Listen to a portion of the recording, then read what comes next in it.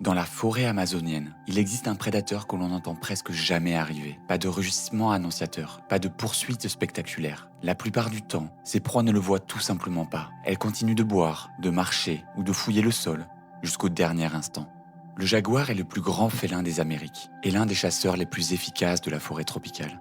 Un mâle adulte peut mesurer 1,80 m de long et peut dépasser 100 kg dans certaines régions riches en proies. Son corps est compact, massif, très différent de celui d'un guépard ou même d'un léopard.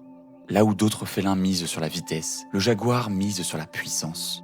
Son territoire s'étend du sud du Mexique jusqu'au nord de l'Argentine. Mais son cœur écologique reste le bassin amazonien, un environnement dense, humide, où la visibilité dépasse rarement quelques dizaines de mètres. Dans cette forêt fermée, courir aussi longtemps n'a aucun avantage. Les obstacles sont constants, racines, troncs, végétation épaisse, zones inondées. Le jaguar s'est donc adapté à un monde où la chasse se joue à très courte distance. Son pelage tacheté, composé de rosettes noires entourant des points plus sombres, ne sert pas seulement à se camoufler visuellement.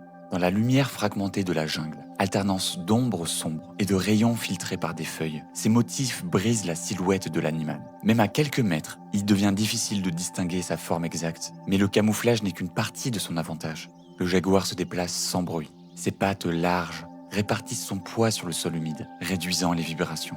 Les coussinets absorbent le son et chaque pas est posé avec une précision extrême. Contrairement à beaucoup de prédateurs qui parcourent activement leur territoire, ils passent de longues périodes immobiles, observant. Cette stratégie appelée la chasse à l'affût. Il attend que la proie entre dans une zone précise, souvent près d'un point d'eau ou d'un passage fréquenté. Lorsqu'il décide d'attaquer, tout se joue en quelques secondes. L'explosion d'énergie est brève, violente et parfaitement ciblée. Son corps est construit pour une attaque courte. Les épaules sont particulièrement développées, permettant un bond puissant sur une courte distance. Les muscles du cou et de la mâchoire sont parmi les plus impressionnants du monde félin. Ce détail devient crucial au moment final de la chasse, car le jaguar tue différemment des autres grands chats. Là où le lion et le tigre cherchent généralement à étouffer leur proie en serrant la gorge, le jaguar utilise une technique beaucoup plus directe. Il mord le crâne. Ses canines percent l'os temporal ou l'arrière du crâne, atteignant immédiatement le cerveau. Cette méthode réduit le combat et limite les risques de blessures pour les prédateurs. Pour réussir un tel geste, il possède une force de morsure exceptionnelle. Rapportée à sa taille, elle dépasse celle de tous les autres félins. Des mesures biomécaniques estiment une pression supérieure à 1500 Newtons, suffisante pour traverser la carapace d'une tortue ou le crâne d'un caïman juvénile. Oui, le jaguar chasse aussi dans l'eau.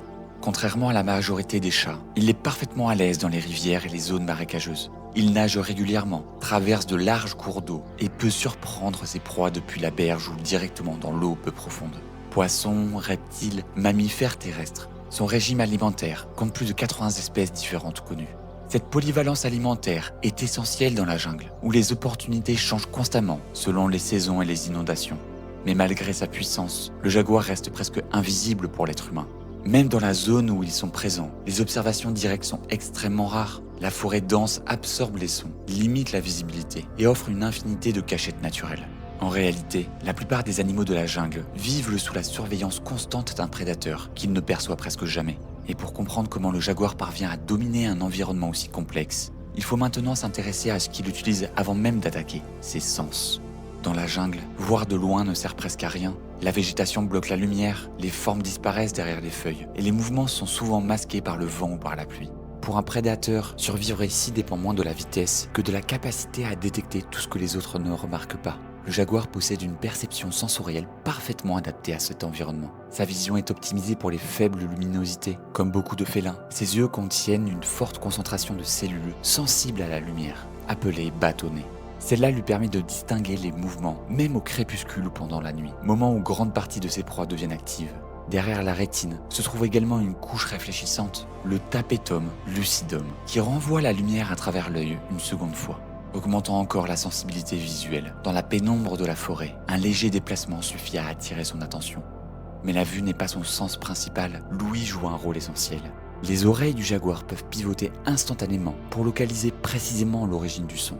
Un pas dans les feuilles sèches, un éclaboussement discret, une respiration trop rapide, autant d'indices capables de révéler la position d'une proie cachée. Cette précision auditive permet souvent au jaguar de chasser sans même voir directement sa cible, avant l'attaque finale. Son odorat complète ce système. Les jaguars utilisent fréquemment le marquage olfactif pour comprendre leur environnement. ils déposent de l'urine ou frottent certaines zones avec leurs glandes odorantes afin de signaler leur présence. Mais ces marques servent aussi d'information. Elles indiquent le passage d'autres jaguars, l'état reproductif d'un individu ou les limites territoriales. Un mâle adulte peut contrôler un territoire dépassant 100 km², parfois beaucoup plus lorsque les ressources sont rares. Il patrouille régulièrement dans ces zones en suivant des itinéraires précis, souvent le long des rivières ou des sentiers naturels utilisés par les autres animaux. Contrairement au lion, le jaguar vit seul. Cette solitude réduit la compétition alimentaire et limite les conflits directs. Chaque individu devient spécialiste de son propre territoire, apprenant les habitudes locales des proies, heures d'activité, points d'eau fréquentés, zones de repos. La chasse commence donc bien avant le bond final. Le jaguar peut suivre discrètement une proie pendant plusieurs minutes, parfois plusieurs heures, en avançant lentement, s'arrêtant dès que l'animal lève la tête. Sa patience est remarquable, il préfère abandonner une tentative plutôt que de risquer une poursuite trop longue qui consommerait trop d'énergie. Car dans la jungle, l'échec a un coût élevé. Une blessure peut rapidement devenir fatale à cause des infections ou l'impossibilité de chasser efficacement. Chaque étape doit donc maximiser les chances de réussite. Les observations montrent que les jaguars privilégient souvent les angles morts, attaquant depuis l'arrière ou depuis une position légèrement surélevée, comme une racine ou une berge. Une fois la proie capturée, ils la transportent parfois sur plusieurs mètres pour la mettre à l'abri. Grâce à la puissance de ses mâchoires et de ses épaules, il peut déplacer des animaux pesant presque autant que lui. Puis vient un comportement moins visible mais essentiel. Il cache souvent sa nourriture sous des feuilles ou de la végétation.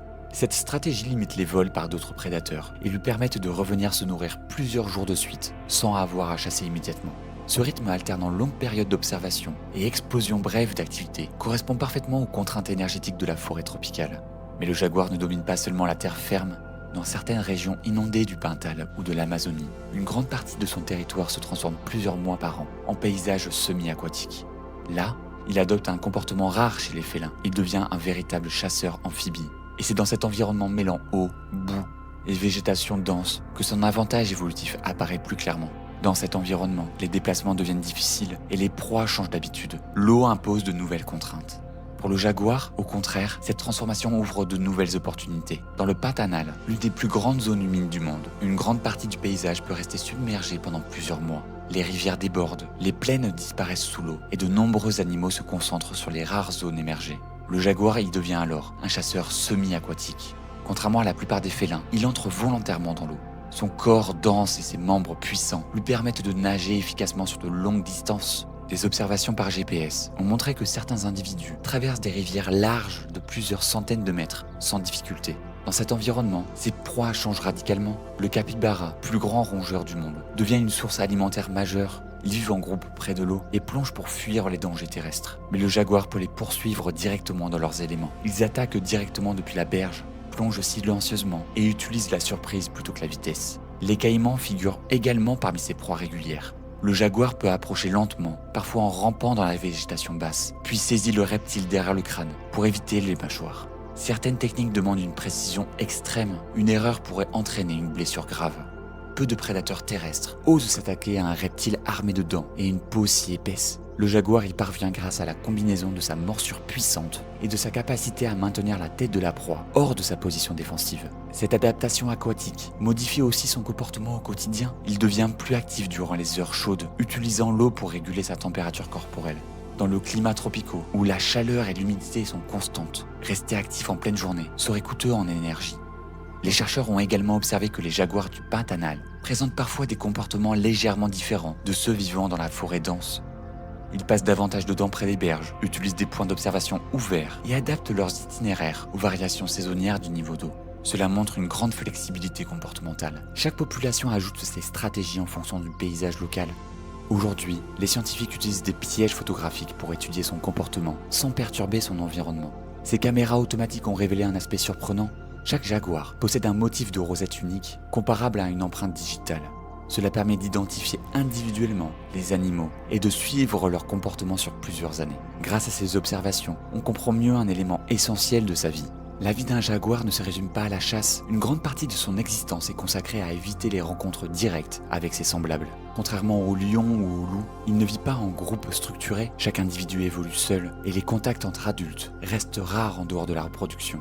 Cette organisation solitaire repose sur un système territorial très précis. Les mâles occupent de vastes domaines qui peuvent recouvrir ceux de plusieurs femelles, mais ils évitent les zones déjà contrôlées par d'autres mâles adultes. Les frontières ne sont pas visibles, pourtant elles sont connues grâce aux odeurs, aux griffures laissées sur les troncs et aux traces régulières déposées le long des chemins naturels.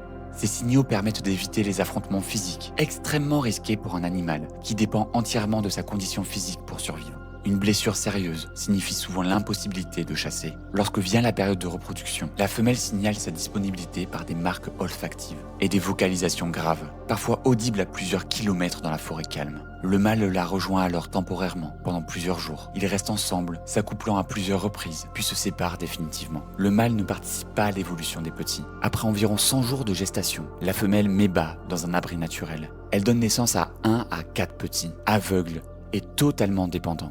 Leur pelage est déjà tacheté, mais plus sombre que celui des adultes, offrant un camouflage efficace dans l'ombre de la forêt. Durant les premières semaines, la mère quitte rarement la tanière. Elle chasse à proximité et transporte la nourriture jusqu'aux petits. Cette période est particulièrement dangereuse, car les jeunes sont vulnérables aux serpents, aux rapaces et à d'autres prédateurs opportunistes. Progressivement, les petits commencent à suivre leur mère. C'est là que débute un long apprentissage silencieux. Contrairement à certaines espèces sociales où l'enseignement est actif, les jeunes jaguars apprennent surtout par observation. Ils regardent leur mère traquer, attendre, attaquer. Ils imitent ses mouvements, testent leurs capacités, échouent souvent. Cet apprentissage peut durer presque 2 ans. Pendant cette période, ils développent des compétences essentielles. Reconnaître les proies, comprendre les odeurs du territoire, choisir les moments d'activité. Lorsque la mère estime qu'ils sont capables de survivre seuls, elle devient progressivement moins tolérante à leur présence. Les jeunes quittent alors le territoire maternel pour chercher leur propre espace. Ce moment marque une transition difficile. Les jeunes jaguars doivent éviter les adultes dominants tout en trouvant une zone riche en proies. Beaucoup parcourent de longues distances avant de s'établir définitivement. Aujourd'hui, ce déplacement devient de plus en plus compliqué. La fragmentation des forêts réduit les corridors naturels reliant les territoires. Routes, exploitations agricoles et zones urbaines créent des obstacles invisibles mais réels pour un animal, qui a besoin de vastes espaces continus. Les études montrent que certaines populations deviennent isolées, limitant les échanges génétiques nécessaires à la survie à long terme de l'espèce.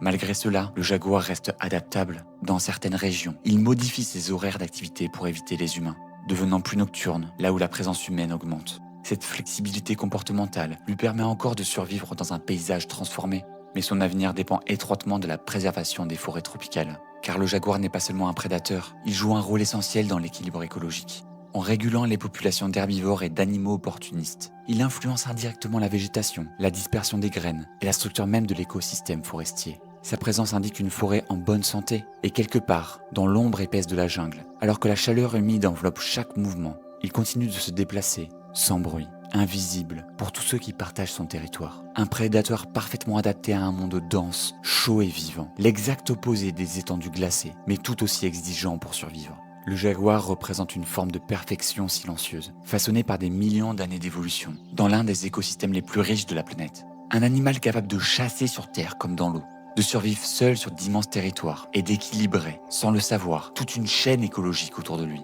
Mais son histoire rappelle aussi quelque chose d'essentiel. Les grands prédateurs dépendent entièrement de la santé de leur environnement. Lorsque la forêt disparaît, ce n'est pas seulement un animal qui s'efface, mais tout un équilibre invisible qui se fragilise. Quelque part, sous la canopée épaisse, où la lumière atteint à peine le sol, le jaguar continue pourtant de marcher, silencieux, patient, presque impossible à voir. Un fantôme vivant dans la jungle. Preuve que, même dans les milieux les plus chauds et les plus foisonnants de la vie, la survie appartient souvent à ceux qu'on remarque le moins. Merci d'avoir regardé cette vidéo. On se retrouve très prochainement pour comprendre et analyser la vie d'un nouvel animal. À très bientôt.